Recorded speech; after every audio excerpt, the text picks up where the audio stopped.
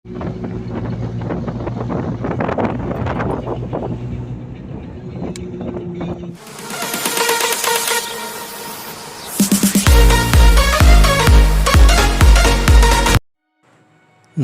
दोस्तों, मैं हरि गोविंद मिश्र आप लोगों का स्वागत करता हूं अपने YouTube channel Bharat Darshan with Hari में। कैसे हैं आप लोग? आशा करता हूं कि आप लोग भी ठीक होंगे। तो दोस्तों, जैसा कि आप लोग जानते हैं, इस समय गर्मी का मौसम चल रहा है और मैदानी क्षेत्रों का तापमान 40-42 डिग्री तक जा रहा है। सड़क पर आग बरस रही है। तो ऐसे में हर किसी की इच्छा होती है कि वो कुछ दिनों के लिए पहाड़ों पर जाए और अपने शरीर और मन को थोड़ा सुकून दे। तो इसके लिए दोस्तों आज हम लोग बात करते हैं नैनीताल की।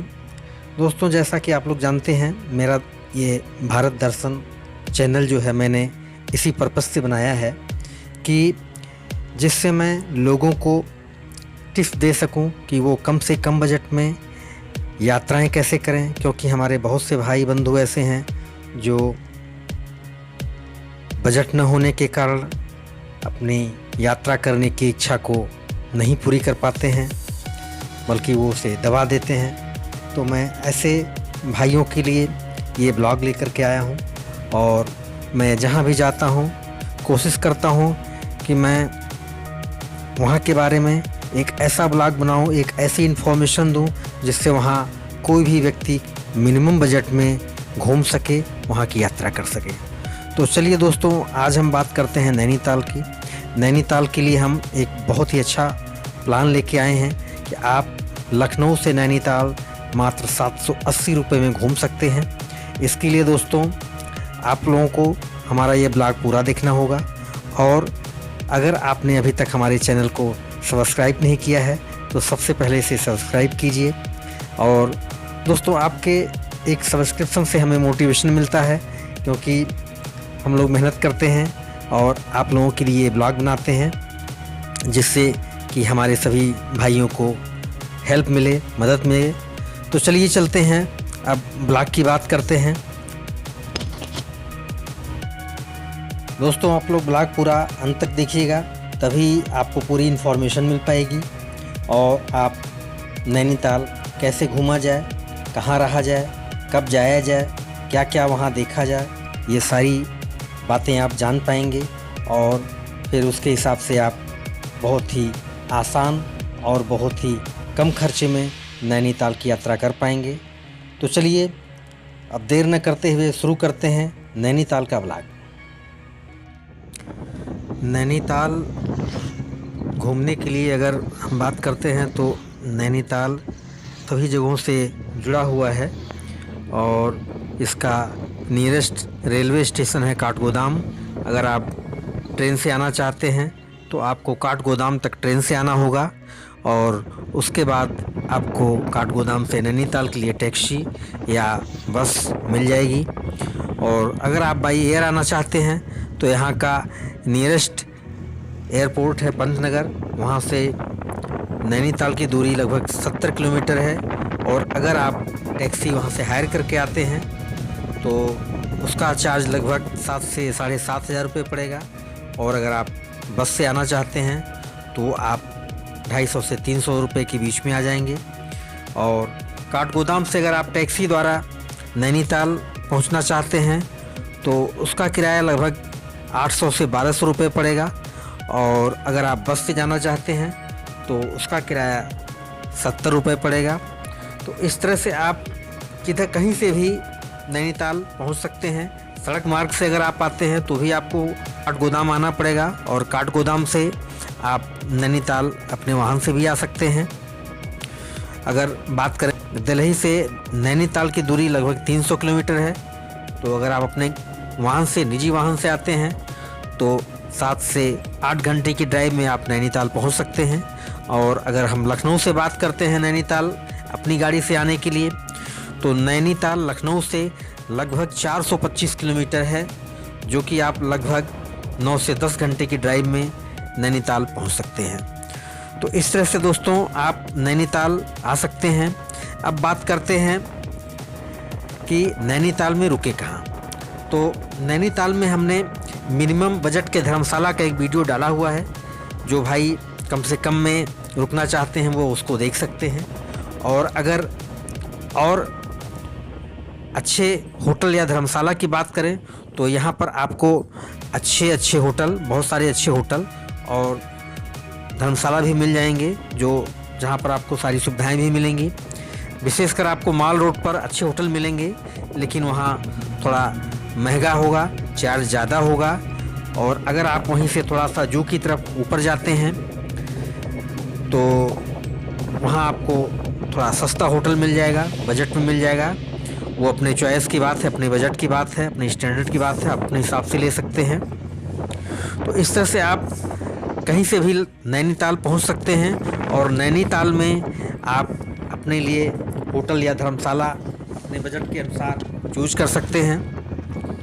तो दोस्तों, ये रहा नैनीताल कैसे पहुंचा जाए और नैनीताल में रुका कैसे जाए। अब बात करते हैं कि नैनीताल में घूमा कहाँ कहाँ जाए, क्योंकि प्लान के द्वारा अगर हम नैनीताल घूमते हैं तो आसानी से 2 दिन में हम पूरा नैनीताल घूम सकते हैं।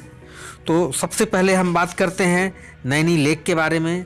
दोस्तों, जो भी पर्यटक जाता है पहले नैनी लेक पहुंचता है और वहाँ नैनी लेक को देख करके प्रफुल्लित होता है। वहाँ वो अपना सेल्फी और फोटोग्राफी करता है।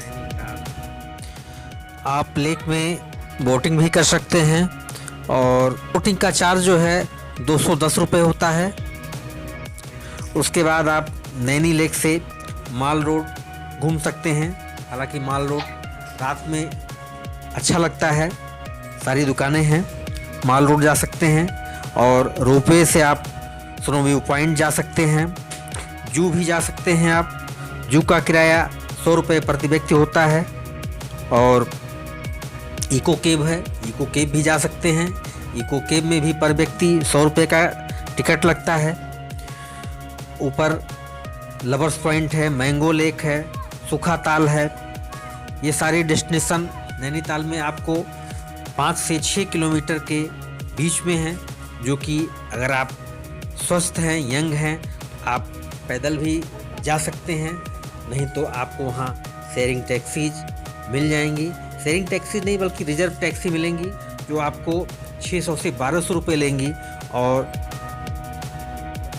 Snow view point, lovers point, mango lake, सूखा ताल, ये सारे पॉइंट आपको घुमा लाएंगे और फिर ला करके आपको जहाँ चाहेंगे वहाँ छोड़ देंगे, चाहे नैनी लेक या माल रोड आपको उतार देंगे। और दोस्तों, आप आखिर में शाम के समय नैना देवी मंदिर चले जाइए। वहाँ आपको जा कर के बड़ा ही अच्छा लगेगा। शाम के समय वहाँ आरती होती है, तो वहाँ आप कुछ समय बिताइए और वहाँ से नैनीताल का दृश्य देखिए। शाम के समय, रात के समय आपको बहुत ही सुंदर लगेगा, बहुत ही खूबसूरत लगेगा। रात के समय नैना देवी मंदिर से नैनीताल का अद्भुत नज़ारा दिखाई देता है, जिसे आप देख करके ऐसा महसूस करेंगे जैसे लगता है कि तारे ज़मीन पर उतर आए हैं। आप इसको अवश्य देखें, बहुत ही सुंदर लगता है। तो इस तरह से आप अपना पहला दिन नैनीताल में बिता सकते हैं। रात में अपने होटल या धर्मशाला में स्टे करिए और फिर नेक्स्ट डे जो भी बची जगहें हैं, जैसे कि जू है, आप जू जा सकते हैं। जू में आपको जाने के लिए 2 से ढाई घंटे या 3 घंटे मान के चलिए आपको समय देना पड़ेगा। उसके बाद आप केव गार्डन जा सकते हैं। केव गार्डन में भी आपको 2 से ढाई घंटे का समय लगेगा अंदर, बहुत ही अच्छा है। अगर बच्चे साथ में हैं तो उन्हें भी बड़ा आनंद आएगा। तो इस तरह से आप नैनीताल 2 दिनों में घूम करके और शाम को वहाँ से अपने घर के लिए प्रस्थान कर सकते हैं। तो दोस्तों, ये रहा पहुँचें, कहाँ रुकें और किस तरह से घूमें। तो चलिए अब हम बात करते हैं कि नैनीताल में खाने पीने नाश्ते की क्या व्यवस्था है। तो इसके लिए दोस्तों आपको माल रोड पे बहुत सारे खाने के पॉइंट्स मिल जाएंगे, जहां आपको अच्छी अच्छी चीज़ें मिलेंगी और फास्ट फूड भी आपको मिल जाएगा। और अगर आपको मिनिमम बजट या कम बजट में खाना और नाश्ता चाहिए तो बस स्टेशन वाली गली में आप जा सकते हैं। यहाँ आपको 80 से लेकर के 150 रुपये की थाली का भोजन मिल जाएगा और बहुत सारे आपको पहाड़ी खाने भी मिलेंगे अगर आप उन्हें खाना चाहते हैं तो। और साथ में नाश्ते के लिए भी बहुत सारी दुकानें हैं जो आपके बजट लेवल में हैं। 50 से 60 रुपये में आपका नाश्ता हो जाएगा और 80 से 100-150 के बीच में आपका एक टाइम का भोजन हो जाएगा। तो इस तरह से आप खाने का भी आनंद ले सकते हैं। नैनीताल घूमने का जो सही समय है वो अप्रैल से लेकर जून तक है और उसके बाद सितंबर से लेकर नवंबर तक है। बाकी जुलाई अगस्त में मानसून का समय होता है, तो ऐसे में वहाँ लैंडस्लाइड का ख़तरा होता है, बारिश ज़्यादा होती है, तो इन 2 महीनों को अवॉइड करना चाहिए। और यदि आप बर्फ़ देखने के शौकीन हैं तो आप यहाँ दिसंबर से जनवरी के बीच में भी आ सकते हैं। यहाँ आपको स्नो देखने को मिल सकती है। तो ये है सही समय घूमने का नैनीताल। लखनऊ से काठगोदाम ट्रेन का किराया आना जाना कुल मिला के 300 रुपये सिटिंग का, और काठगोदाम से नैनीताल बस का किराया आना जाना 140 रुपये दोनों तरफ का। और नैनीताल में धर्मशाला का किराया एक रात का जो मैंने बताया था उसमें 65 रुपीज़, और एक दिन और एक रात का खाना पीना नाश्ता कुल मिला के लगभग 275, और ये कुल खर्च हो गया हमारा 780 रुपये। तो इस तरह से इसका ब्रेकअप देखिए। इस तरह से 780 रुपये में एक व्यक्ति मिनिमम बजट में नैनीताल की यात्रा कर सकता है, घूम सकता है। यहाँ वो जो भी पर्यटन स्थल हैं उनको देख सकता है।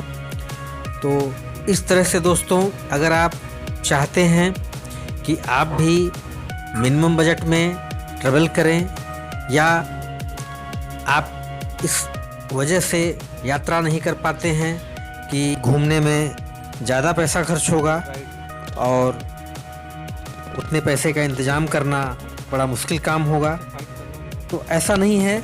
आप इस हमारे बताए गए फार्मूले के हिसाब से नैनीताल यात्रा कर सकते हैं। दोस्तों, ये रहा हमारा नैनीताल मिनिमम बजट में ट्रैवल का फार्मूला। और अगर आपको हमारा ये प्रयास अच्छा लगा हो तो कृपया हमारे चैनल को सब्सक्राइब कीजिए, ब्लॉग को लाइक कीजिए, शेयर कीजिए अपने दोस्तों को, और इसके बाद भी अगर कोई आपका सुझाव हो तो हमें कमेंट के माध्यम से बताइए। तो चलिए दोस्तों, इस ब्लॉग को अब यहीं एंड करते हैं। मिलते हैं फिर एक नए ब्लॉग में किसी और टॉपिक पर, किसी नई यात्रा पर। तब तक के लिए नमस्कार। जय श्री राम, जय हिंद, जय भारत।